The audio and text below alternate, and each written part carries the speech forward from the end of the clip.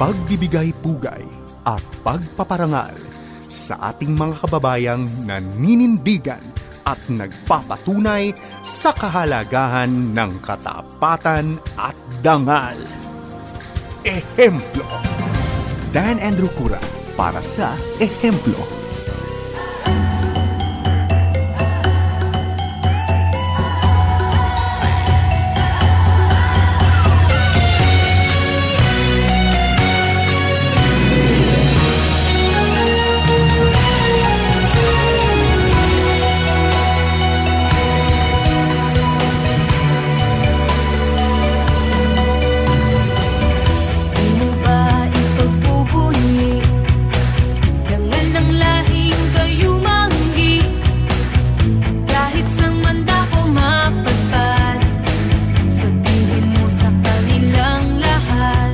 Magandang araw po sa inyong lahat at ako sana po kayo'y nasa maayos na kalagayan lalong-lalo na po ngayong pumasok na yung lalong-lalo na dito sa Metro Manila yung tinatawag na modified enhanced community quarantine at sana po kayo pa rin ay maayos ang inyong kalagayan. No? Yan naman po lagi nating panalangin. Ingat po kayo kasi mas marami na pong tao ngayon ang mga lumalabas at nag-explore ng kanilang new normal at sana po kayo ay maganda ang kalagayan ninyo. At bago po tayo ba magpatuloy, siyempre naman ako po babati muna sa ating mga tagapakinig. Over 702 DZAS, ako maraming salamat po sa patuloy niyong pagtangkilik. Ganon din sa 1233 sa DYVS dyan po sa Bacolod. Over sa South Cotabato naman sa 1062 DXKI. Maraming salamat po sa inyong patuloy na pakikinig. Santiago Isabela sa 1143 DZMR at sana po kayo dyan ay maayos din at hindi po masyadong nagkakagulo tulad po dito sa Maynila. At siyempre sa Cagayan de Oro naman, dyan sa 103.3 FM, The New J Radio. At siyempre yung mga tagapakinig po natin dyan sa Palawan, sa himpilang 106.3 DZRK Radio, Kapit Bisig. Sana po tuloy po ang Kapit Bisig natin at ang balita ko po, ang Palawan po ay pinagpala ng Panginoon na mukhang wala pong cases ng COVID dyan at sana po ay nagpapatuloy yung ganong kalagayan sa inyo. Kaya mag-ingat po kayo. At siyempre po, welcome din po sa lahat naman nakikinig sa atin over FB Live sa pamamagitan po ng ating 702 DZAS FEBC Radio TV. At kayo po ay welcome dito sa ating palatuntunang Ehemplo. Siyempre, yun din po mga nakikinig over our FEBC stream, yung ating app na pwede nyo na pong i-download sa ating mga Android devices. Sino po ba makapagsasabing pagka kayo ay isang PWD o kayo ay may kapansanan na hindi na kayo makatutulong o di kaya hindi na mapapakinabangan? Nako, maganda po itong palatuntunan natin ngayon sapagkat it will put us all to shame. Ito pong ating makakausap ngayon, ang ating ehemplo sa araw na po ngayon ay si Christopher Porhuelos. Si Christopher Porhuelos, siya po ang nagsimula ng isang gawain na Gotong Gala. Gotong Gala. At dinagdagan po niya ang Gotong Gala Cares. At ito po ay nagsimula sa San Jose, Nueva Ecija at siya po ay anak ni na Ricardo Porhuelos Sr. at si Estrelita Porhuelos. At siya po ay may kapansanan. Nagkaroon po ng problema ang kanyang kaliwang paa. At pagkatapos po ay mamaya maririnig po natin yung kwento niya at sabihin na nating PWD nga po ang nabansag sa kanya, no? Person with disability, pero hindi po siya naging disabled sapagkat siya po ay nagsimula ng isang business, no? Nagsimula po sa isang business na isang gotohan, ika nga, yung mobile na gotohan. At ito po'y umiikot para po magpakain ng tao. Abay, pagdating po ng COVID pandemic, ay marami pong mga frontliners ang hindi po nakakakain o di kaya naman nahihirapan kumain ng pagkain. Ang ginawa po niya, naggala po siya. Kaya nga Gotong Gala, umiikot kasi, di ba? At ang ginawa niya, Goto Gala Cares. Gotong Gala Cares. At ang ginagawa po niya, pinamimigay po niya yung kanyang pagkain. At sa isang ikutan, abay nakakapagpakain po siya ng 250 na katao At so far, yan po ang kanyang mga pinaggagawa ngayon. At nakakatuwa po ang kwento niya. Kaya po sana'y wag po kayong aalis sa ating pakikipagkwentuhan, sa ating ehemplo sa araw ngayon na si Christopher Porbuelos. Dito lamang sa inyong paboritong palatuntunang ehemplo. Magbabalik po tayo.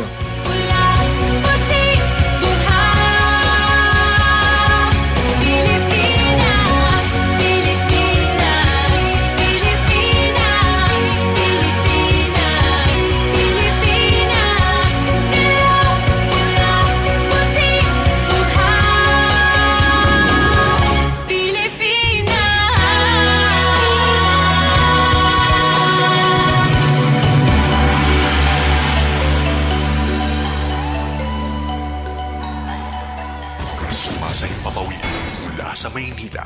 Ito ang Far East Broadcasting Company Philippines. FEBC. Himpilang 702 DZAM. Agapay ng Sambayanan. Iwasan ang pagkakaroon at pagkalat ng sakit na COVID-19. Palagiang maghugas ng kamay. I-check ang temperatura para sa lagnat. Umiwas sa matataong lugar. Iwasang hawakan ang mukha kapag hindi pa nakakapaghugas ng mga kamay. Iwasan muna ang pagyakap, beso-beso o paghalik sa ngayon. Maging maingat, maging ligtas. Basta't laging handa at sama-sama, kaya natin to. Hatid sa inyo ng PCOO, DOH, KBP at ng himpilang ito. Sumasay papawid mula sa Maynila. Ito ang Far East Broadcasting Company Philippines. FEBC. Himpilang 702 DZAM. Agapay ng Sambayanan. Dan Andrew Cura para sa Ehemplo.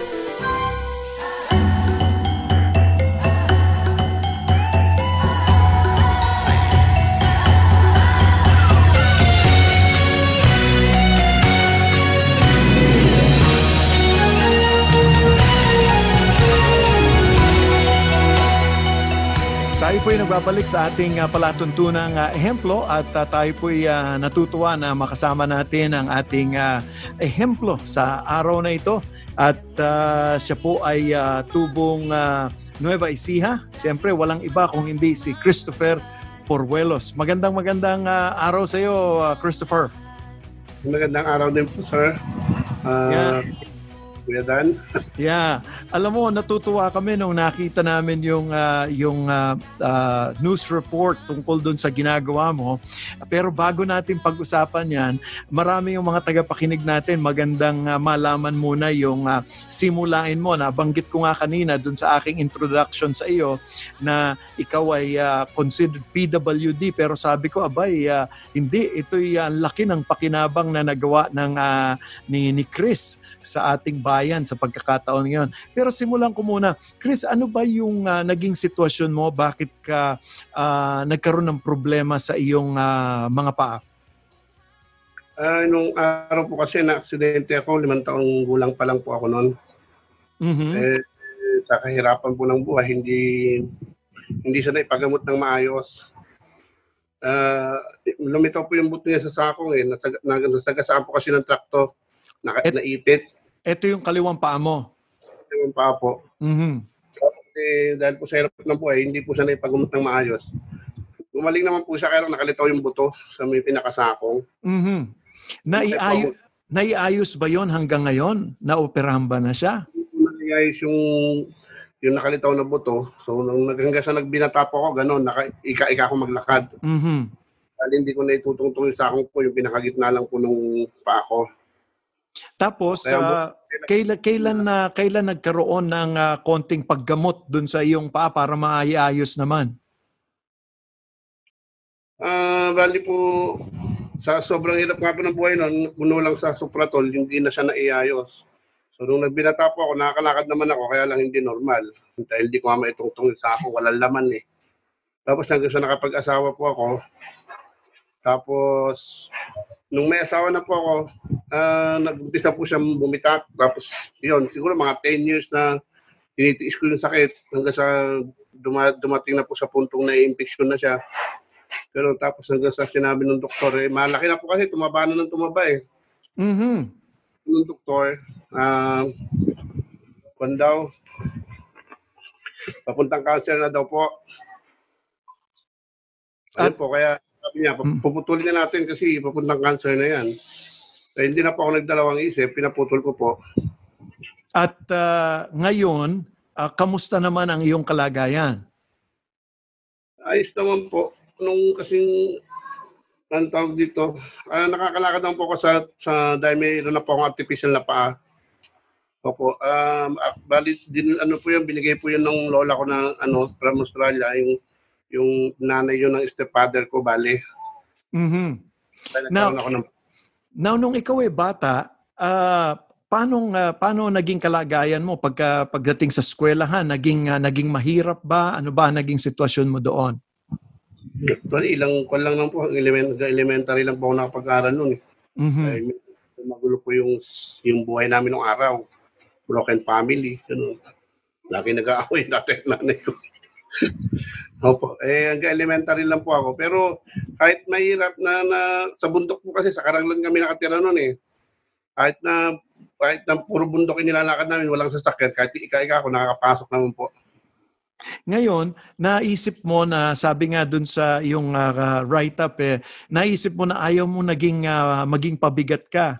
Kaya't dahil dyan, ang ginawa mo ngayon ay nagsimula ka muna nitong gotohan. Yan. Paano naman pumasok yung idea na yan? Ganito po kasi yan, nung may asawa, nung nagsasama kami ng asawa ko, hindi. Hanggang ngayon nagsasama pala kami.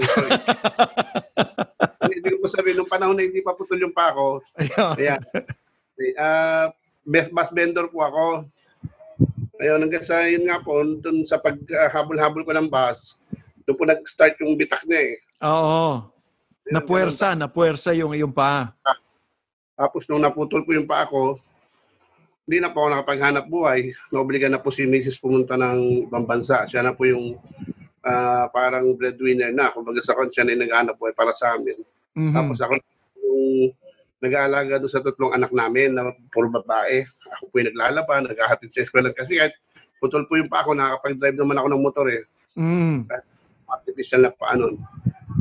Tapos, yun po, siguro mga almost 9 years siya doon sa abroad. Tapos sabi niya, baka naman, mag-isip ka ng hanap buhay na makakapag-suporta sa atin. Yung kikita tayo na matutustusan yung pangailangan ng mga anak natin. Oo.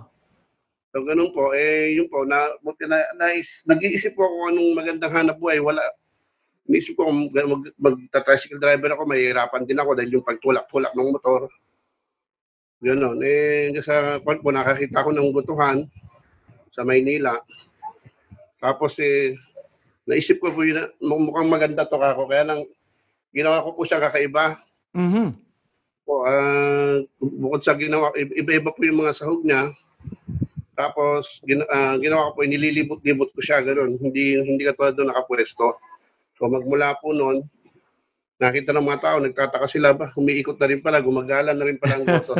So gotong gala. Ganun po yun. Kasi yun po yung nagtustos sa mga pangangailangan namin. Oo. So bali ito rin ay dahil na kung sa baga, linagay din ng misis mo yung parang pondo para dito sa business na ito. Hindi po. Bali kasi nung nasa abroad po siya, part po yan eh. Yung pinapadala niya, halos sakto lang kasi maliit lang sweldo ng OFW eh. Halos sakto. Tinitipid ko pa nga po yun para mapagkasal sa buwan. Lahat ng so, nung tapos nangutang po kami sa kapatid niya, yun po yun, yung naging puhunan namin, nagpagawa ko ng lotto card. Tapos sinimulan namin. Nung umpisa, maganda. Hanggang sa, ayun, kinagat na ng tao. Mas nagustuhan ng tao kasi kakaiba nga. Maraming klase po kasi sa UGNE, mga 10 klase na hindi ordinaryong pangboto. Ganun. Bigyan mo nga kami ng larawan. Ano ba yung mga iba-ibang sahog na linalagay mo? Natural, goto lang yung nandun eh. Pag goto lang, yung naman loob lang ng baboy yun. Sa akin, crispy na goto, merong isaw ng manok, bato-bato ng manok, probin, balon-balunan. So, siyempre, yung kasama na po nun yung tokwa, atay, gano'n. Basta maraming klase po siya. Mhm. Sabi po, marami pong pagpipilian yung tao, tsaka pwede silang mag-ads on, gano'n. Kaya mas kakaiba siya. Mhm. So, Now, itong business na ito ngayon ang nagtaguyod sa iyong pamilya kasama ng inyong mga anak. Opo, kasi nung umpisahan ko po yon, siguro mga 1 buwan lang, pinauwi ko na rin yung asawa ko. Tapos nagtulungan na lang. Okay. So magkasama kayo ni Mrs. nagtutulungan dito sa Gotong Gala. Po, hanggang ngayon po. Aha. Yung mga anak nyo ba, may kasama rin ba sila dito sa gawaing ito? Po, tulong-tulong po kami. Bali, pag ganito po yan eh. Pagka nagluluto, yung asawa ko at isang anak kong babae, silang dalawa yung magkatulong. Pag dumarating naman ako sa hapon, yung anak ko muso ang taga-urong ng kaldero, ganon. Tapos yung panganay, tagahiwa ng mga, ganon po. Basta lahat kami kumikilos para doon sa pangangailangan din naman namin lahat. Mm-hmm. At bali, kaya nga, sila rin mismo nakikita yung pinagpapagura ng mga magulang nila. Po, tsaka kagandahan po noon, naitutustos po talaga sa kanila at least hindi sila kinukulang sa mga needs nila sa school. Ganun. Mm-hmm. By the way, ilang taon na ba yung mga anak mo at ano na ba mga grado nila? Yung pong anak kong isa na sa Makati ngayon, na lockdown. Nagre-review po kasi, nagtatrabaho siya, tapos nagre-review. Para sa? Sa board exam po. Okay. Nang anong kurso? Accountancy? Okay.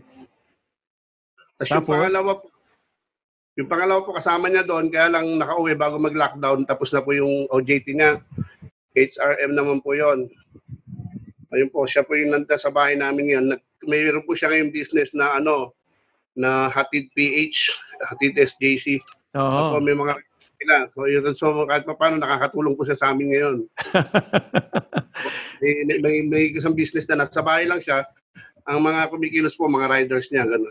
Aba, talagang may lahing negosyante rin yung mga anak mo, kagaya mo. Tapos yung bunso po, moving up po sana.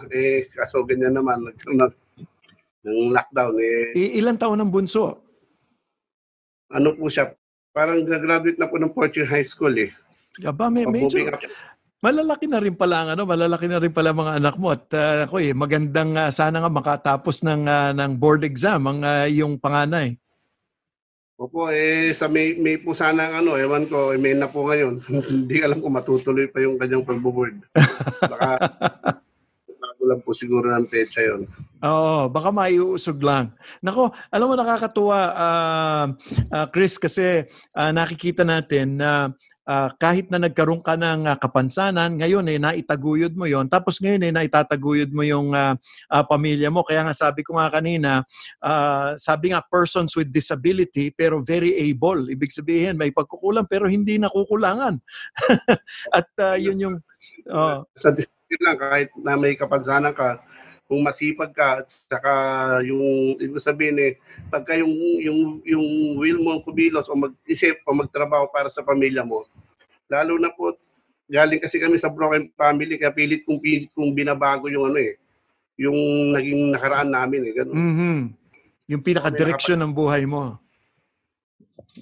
Ngayon, dito ngayon sa ginagawa mo, ito ngayong Gotong Gala, sa'yo pa lang, walang parang nakikisosyo sa iyong pinakanegosyo ngayon? Ang pan lang po yun, sangkart lang yun, hanggang ngayon, sangkart pa rin siya. Mm-hmm. Pero marami pong gumaya, lang hindi nila nagaya yung talagang kasi, yung diskarte ba? Siyempre, hindi lang naman yung umiikot yung kung paano ginagawa yun ang importante doon, di ba?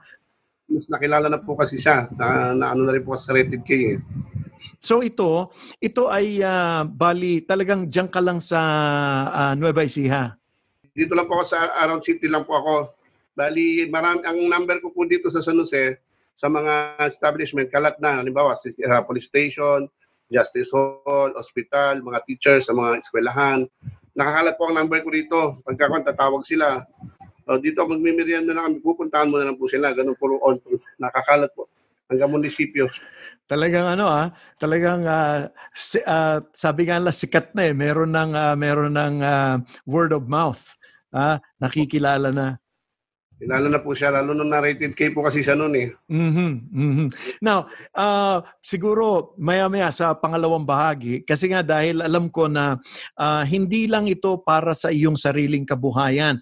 Ang gusto kong malaman, mayroon bang, like kagaya nun, sabi mo na feature ka sa Rated K, ano ang naging kakaiba? Bakit nakita ng mga tao yung pagkakaiba ng ginawa mong gotohan? Ayun nga po, yung pangalan pala po kasi kakaiba na eh, Gotong Gala. Tapos, na-inspire po sila kasi dahil nga disabled, anong tawag dito, PWD nga po tayo, na nagsusumikap kahit nasa kabila ng kapansanan. Ganun po yun. Yun po yung parang nakita nila. Na, kasi marami po yung nagsubmit ng story, pero napili po yung sa akin. Oo, naku, malaking bagay talaga 'yon kasi encouraging, nakibibigay ng lakas ng loob. Ang kausap po natin ngayon ay si Christopher Porwelos. Siya po ang nagsimula ng Gotong Gala at sa pagbabalik po natin, kakausapin natin kasi lalo hong lumawak yung kanyang gawain, hindi lang para sa kanyang sarili, kung hindi para sa kapwa. At yan po ang isang exciting dito po sa ating pag-uusapan ngayon. No? At kaya sa ating pong pagbabalik dito sa ating palatuntunan, ehemplo. Hindi ko ikahihiya dahil ang Diyos ang sa ating nagtakda. Minamahal ko ang bayan ko kahit tawanan ng buong mundo. Lakas mo o paghusayan mo, pakita mo'y kay Pilipino. Iwagay-way mo ang bandila na tatlong bituin sa ilalim ng araw. Tila, pula, puti, buhay.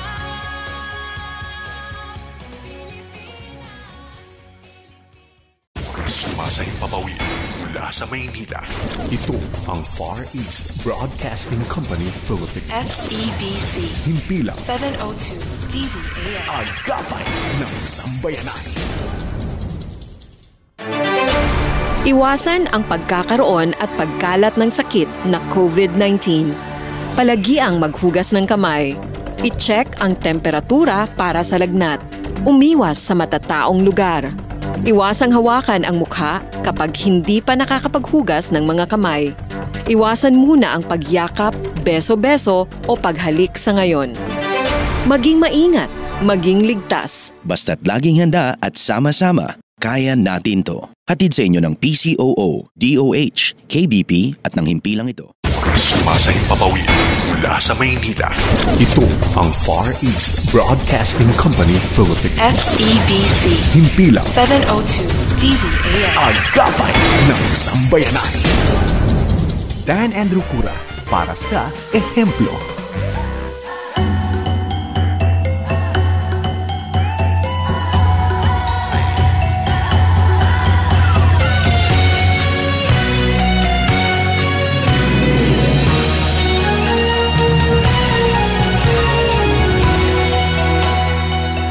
Tayo po yung nagbabalik sa ating palatuntunang ehemplo at ako po ang inyong lingkod, si Dan Andrew, at kasama po natin ngayon ay walang iba kung hindi si Christopher Porwelos. Siya po ang nagsimula ng Gotong Gala.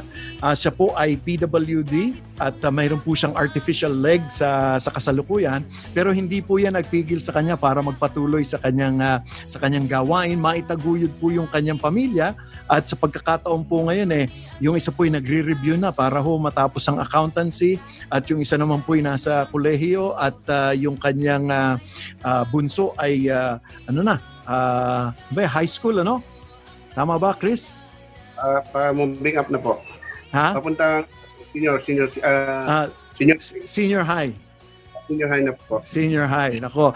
So, ngayon, Chris, nagkaroon tayo, kaya sabi namin, naging lalo pa kaming interesado, hindi lamang yung dahil PWD ka at saka nakapagsimula ka nitong Gotong Gala na special goto na umiikot, no? At kilalang kilala na dyan sa San Jose. Ang isang bigay pansin sa amin ay yung ikaw na nangangailangan, ikaw na nagninegosyo para nga makatulong sa iyong pamilya, nung dumating itong pandemya at nagkaroon ng lockdown, ay biglang ginawa mo ngayong ibigay yung goto mo ng walang bayad para makatulong doon sa mga frontliners. Paano mo naisipang gawin ito? Kasi po ganito yan, nung nag-lockdown, nagsara po yung mga establishment, yung mga suki-suki namin, walang, kumbaga sa lahat eh. Meron po kami mga stock kasi sa rep na mga natirang paninda. Sabi ko doon sa misis ko, ano kaya kung, kasi nakita ko sa mga frontliner, yung mga checkpoint natin eh.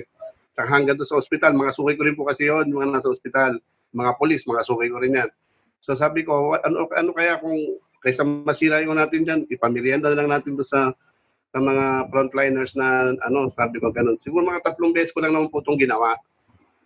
Okay, 3 gabi. Mm-hmm.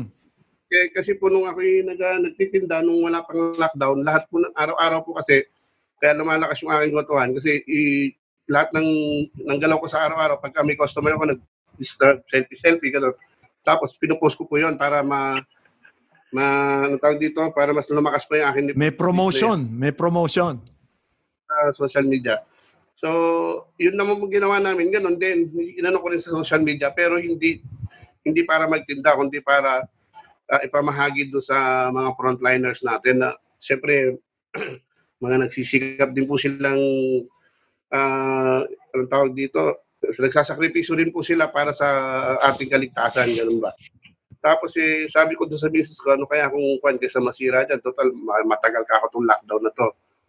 Sabi ni Mrs., okay, ikaw bahala. Sabi niya, gano'n po, 3 gabi siguro, pinapost namin.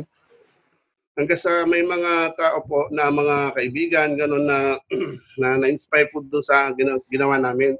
So sabi nila, may mga nag-message po, paano kaya kung mag-sponsor kami? Sabi niya gano'n, magkano naman, gano'n. Gumawa po ako ng list, sinuso po yung asawa ko. Ano kaya kung gumawa tayo ng list na yung presyong puhunan lang po, yung kahit magsakripisyo kami magluto o maghatid sa mga tao, basta yung may pagpatuloy lang po ba yung, kahit tinawag po namin yung gotong galaki nung sundan-sundan na. Oo. Ayun po, gumagawa ko ng mga post na pag lalo nung nag-umpisa pong may nag-sponsor, nung nakikita nila, nadagdagan na, meron na nanggaling sa ibang bansa, nagpapadala, ganun. Puro lang po yun. Mga presyong, ang tawag dito kawang-gawa price ba? Mm-hmm. Maganda yun kawang-gawa price. So, lahat naman doon kung ilan yung nor, ilan yung mga pangrekado, nakalagay po doon. Para makita nila, talagang sacrifice po yun. Kasi kami, walang problema yung mapagod yung makita mo lang naman sa iyo mga. At saka ang maganda noon ay hindi mo na siya pinapatungan at hindi mo na nagagastusan yung iyong mga rekado kasi sponsored na siya. Oo, sponsored po siya. Oo. At yung sacrifice mo, yung pagmamahal mo sa pagluto. Opo, tsaka yung pamamalengke, yung pagluluto, madaling araw pa lang, siyempre lutuin mo na yun. Pagka pang-araw po yung sponsor, yung dadalan, madaling araw pa lang, magluluto ka na. Tapos maga, tsaka mo ililibot ngayon sa mga target mong mga frontliners. Ganun po yun. Now, paano naging usapan nyo ni Mrs. dito? So si Mrs. dito full support kay Chris sa ginagawa niya ngayon. Natuwa po ako sa asawa ko. Siyempre, po yun mas lalong gusto po niya. Kasi siyempre, tawag dito, kung paano po ako nagagalak sa ginagawa namin, ganoon din siya. At saka yung nanay ko, doon katulong din po namin na pati mga anak ko, saka yung mga pamangkin kong iba, kasama rin po namin nagpe-prepare, kaya hindi rin masyadong mahirap. Mm-hmm. At nakakasiya naman po na nakakatulong. So ngayon pala na siya, pwede natin sabihin parang family business na siya ngayon. Totally business kasi wala pong kitaan. Oo. Nako, ngayon, Chris, matanong ko, dahil kausap kita, nakikita kita ngayon, at ano ang ginawa sa kalooban mo ng pinasok mo itong, kasi una, malaking bagay na nakatulong yung business sa pamilya mo. Pero ngayong sa ganitong sitwasyon ay nakakatulong ka pa. Ano ang ginagawa nun sa isang Christopher Porhuelos? Siyempre po, yung bang titignan mo yung sarili mo eh. Tignan mo yung sarili mo, masisiyahan ka na kasi sa kabila ng, kagaya ko, PWD ako, pero may nagagawa ako. And then, napaproud din po ako sa sarili ko na nagagawa ko yun. Yun po yun eh. Kahit napapagod ka, basta masaya ka naman sa ginagawa mo. Ganun. Kasi merong mga kumpleto ang kasangkapan sa katawan pero hindi pa rin nakakatulong. Kaya ang laking hamon, no, sa mga tao na walang masasabing wala akong magagawa. Hindi, ikaw may nagagawa ka eh. Ano naman ang sabi ng mga anak mo na nung nakita nilang ginagawa ni tatay ito? Siyempre napaproud po sila.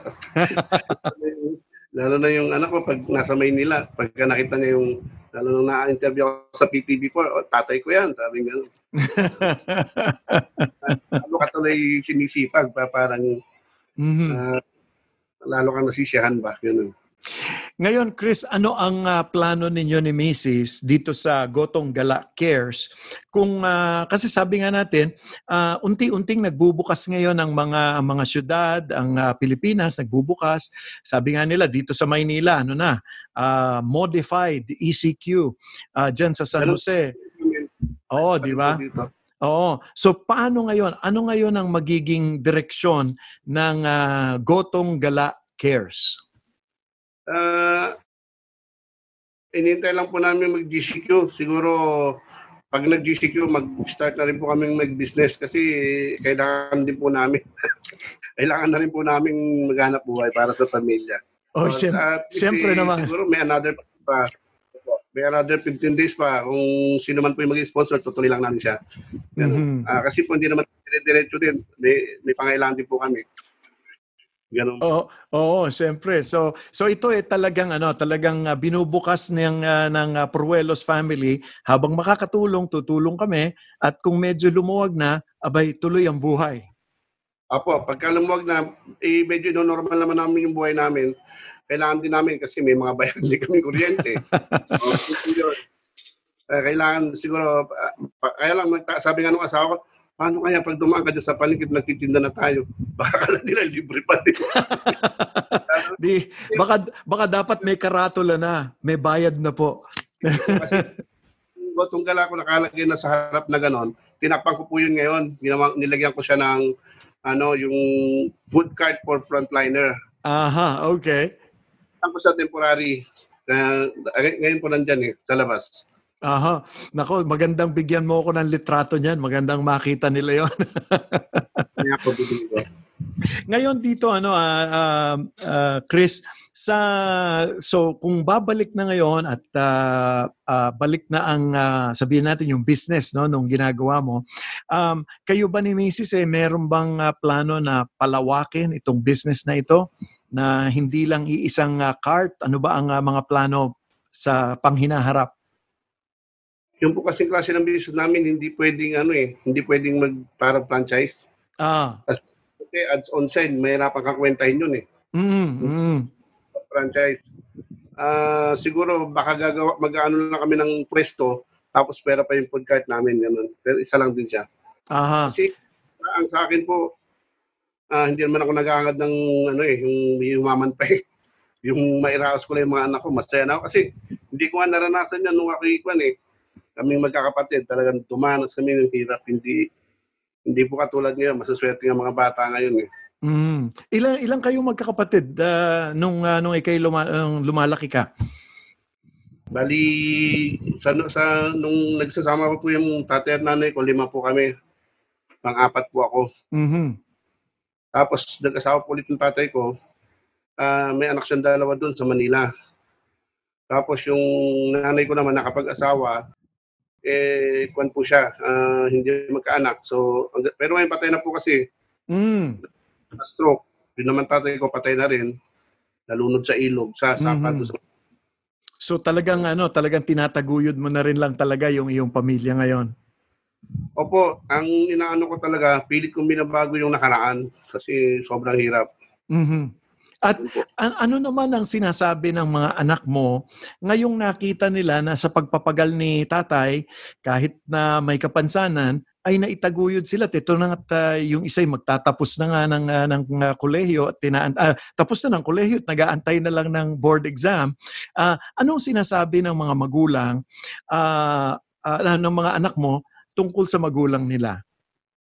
Siyempre, very proud po sila. At saka, mga pangarap po sila na kailangan pa nilang tuparin. Yun. Kasi ang lagi ko sinasabi sa kanila, anak, kung ako lang hindi ako naghintay ng kahit anong kapalit. Yung makita ko lang kayo na hindi nahihirapan na katulad namin nung araw, masaya na ako. Yun lang naman po ang hiling ko talaga dyan eh.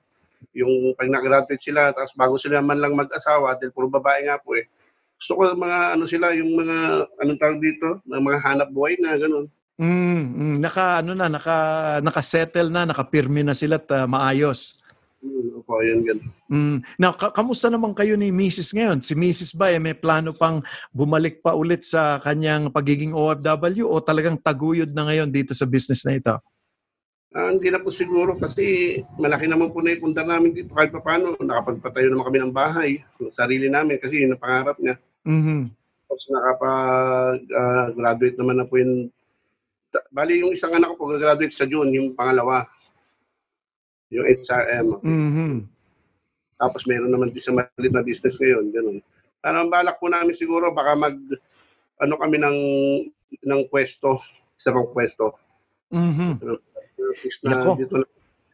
Magandang ipanalangin yan na magkaroon kayo ng pwesto tapos meron pang gumagala. Yeah. Nako. Partner namin yung hatid yung sa anak ko, yung mga riders, pwede sila magpa-order nung business namin, yung Goto-Goto, pwede sila magpa-order. So may delivery service na rin. Ako, baka pagka nagkataon kayo mismo ng iyong mga anak kayo na yung magiging magkakasosyot, may kanya-kanya na silang gagawin din sa business ninyo. Maaari pong ganun siguro. Nako, ang kausap po natin ay si Christopher Porruelos, tubong San Jose, Nueva Ecija, at isa pong PWD pero hindi po naging balakid sa kanya yun at naitaguyod po niya ang kanyang pamilya at ngayon nga po ay magtatapos na ang kanyang mga anak. At hindi lamang po yun, naituloy niya para makatulong din po sa ating mga frontliners sa panahon ng pandemya. Sa pagbabalik po natin, ng mga huling sandali natin kasama si Christopher, huwag po kayong aalis dito lamang sa ating palatuntunang ehemplo.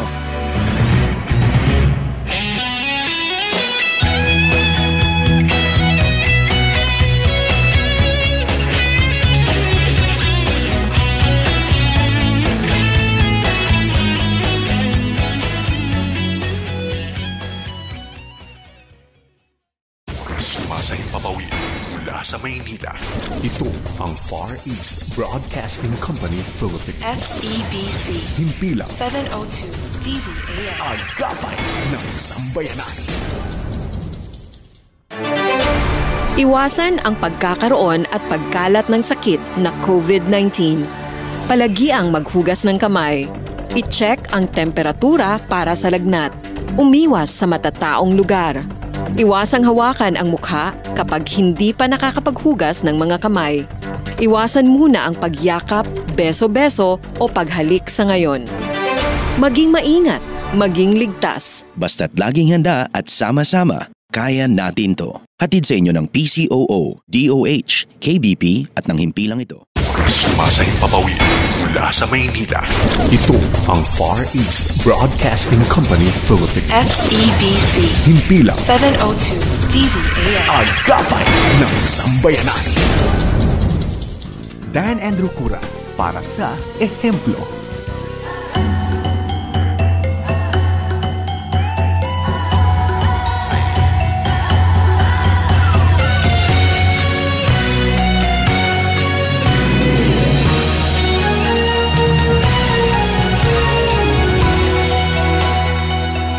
Babalik po tayo dito sa ating palatuntunang ehemplo at kasama pa rin po natin si Christopher Porruelos sa pagtatapos ng ating palatuntunan at kung kayo po ay may mga kakilalang mga kapilipino natin na nagkapakita ng kanilang tanging galing, abay wag po kayong mag-atubili na sabihin po sa amin sa pamamagitan po ng pag-text nyo sa amin. Pwede po kayong mag-text sa 0917-572-1754 o di kaya naman po i-post nyo lang po dito sa Facebook page at i-like nyo at sabihin nyo po yung contact para naman po makausap namin tulad ng ating pakikipagkwentuhan ngayon kay Christopher Porwelos ng Gotong Gala Cares. Ngayon, Chris, dito ngayon sa pagtatapos natin, kadalasan kasi dito sa aming programa at medyo nabanggit mo na rin, anong hamon ang pwede mong ibigay lalong-lalo na sa mga PWD na sinasabi nila parang wala akong kakayanan, hindi ko kaya to, mayroon akong kapansanan, na mayroon palang pwedeng gawin. Anong klaseng hamon ang pwede mong ibigay sa kanila sa pagkakataon ngayon? Siguro po sa mga katulad kong PWD, huwag niyo pong tignan yung inyong kapansanan. Ang tignan niyo po, kung ano yung inyong magagawa sa kabila ng inyong kapansanan. Ibig ko sabihin, konting diskarte lang, sipag, tsaka yung pangarap nyo, yung goal ninyo sa buhay. Patutupad nyo po yan kung gugustuhin nyo eh. Huwag nyo pong tingnan yung kapansanan nyo kasi wala kayo talagang magagawa. Pagka tinignan nyo yung kapansanan. So, huwag tignan yung kapansanan, tignan yung kakayanan. Yun po, gano'n. Tignan mo yung kakayanan. Ngayon, yung iba naman magsasabi, Chris, ako na nga yung may pangangailangan eh. Tapos ako pa ba yung tutulong?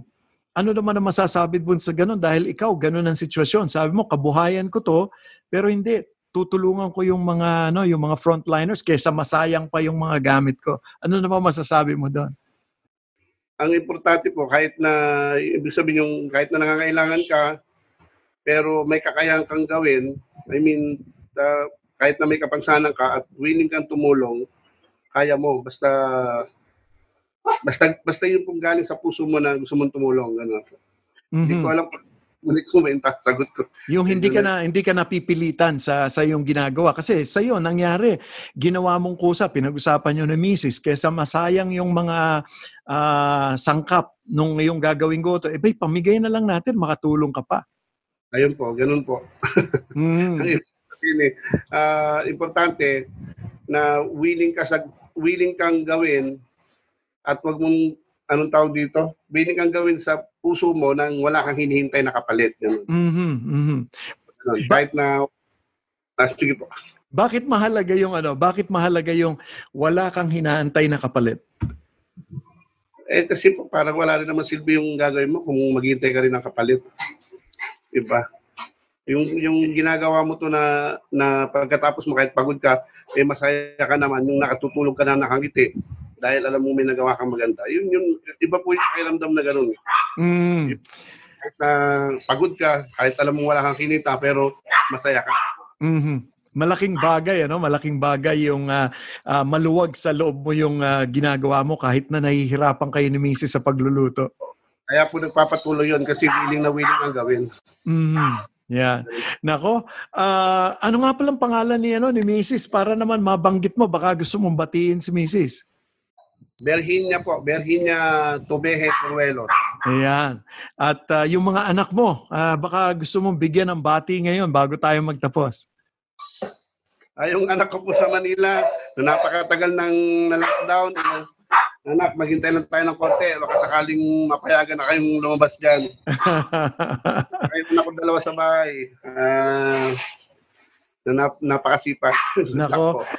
Nako, Christopher, maraming salamat sa oras na binigay mo sa amin at malaking bagay yung mabigyan natin ng paalala. Lalong-lalo na yung mga, hindi lang yung mga PWD na meron silang magagawa, pero lalong-lalo na yung may mga kakayanan na kumilos, gumawa, at pagkatapos nagrereklamo pa. Magandang paalala na hindi, dapat tayo nagtutulungan. Chris, maraming salamat doon sa oras na binigay mo sa amin. Salamat din po. At siguro, by the way, since nandirito na rin lang tayo, kung kunwari merong mga nandiyan dyan, kasi alam mo, minsan yung iba nakikinig dyan sa San Jose, na hindi pa kilala yung telephone number mo, baka pwede mong bigay yung number, pwede natin i-promote yung Gotong Gala. Ang telephone number po ni Gotong Gala, 0965-563-1426 at saka 0933-817-8735. Okay, sa mga customers po natin na dito lang sa around city proper, pwede po kayong tumawag pagka gusto ng Goto.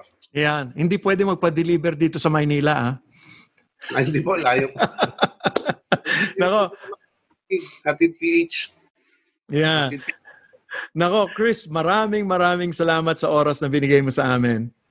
Sige po, maraming salamat din po. God bless. Yan po ang nakasama po natin. Walang iba kung hindi si Chris Poruelos at siya po ang ating ehemplo ngayon. At maganda pong paalala talaga na tunay nga na nagagamit po ng Panginoon yung ating mga kakayanan.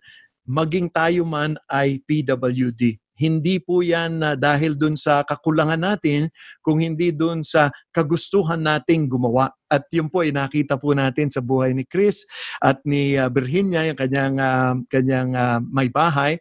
At tayo po ay natutuwa sapagkat nagbibigay po ito ng inspirasyon, hindi lamang po sa pagtataguyod ng pamilya, kung hindi sa likod ng ating pandemyang kinaharap ay mayroon pong mga tulad ni Chris na mga PWD na siyang tumutulong. Kaya po, tayo po ay nagpapasalamat sa Panginoon sa mga katulad po ni Chris sa kanilang ginagawa at sana nga po lalo pang umigi ang kanyang sitwasyon at yung kanyang pangarap na magkaroon po ng sariling pwesto ay magkatotoo. Muli po, bago tayo magpaalam, paalala lang po kung mayroon po kayong mga kakilala na tulad po ni Chris na nagpapakita ng angking galing ng Pilipino, abay, pwede nyo po kaming sabihan sa 0917-572-1754 at gayon din po, pwede po kayong mag-post dito sa ating Facebook page, mag-comment po kayo, lagay nyo lang po yung contact at saka pangalan para po makausap namin. At tayo po ay nagpapasalamat din kay Arwel Mendoza, ang ating production assistant para po buuin ito at siyempre yung mga kasamahan po natin sa FEBC Radio TV. At kayo po ay nakikinig dito sa FEBC Radio. Maraming salamat po.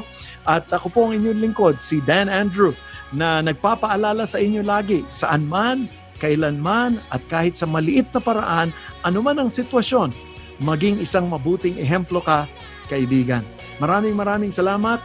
Magandang araw po sa inyo at patuloy na mag-ingat. God bless you.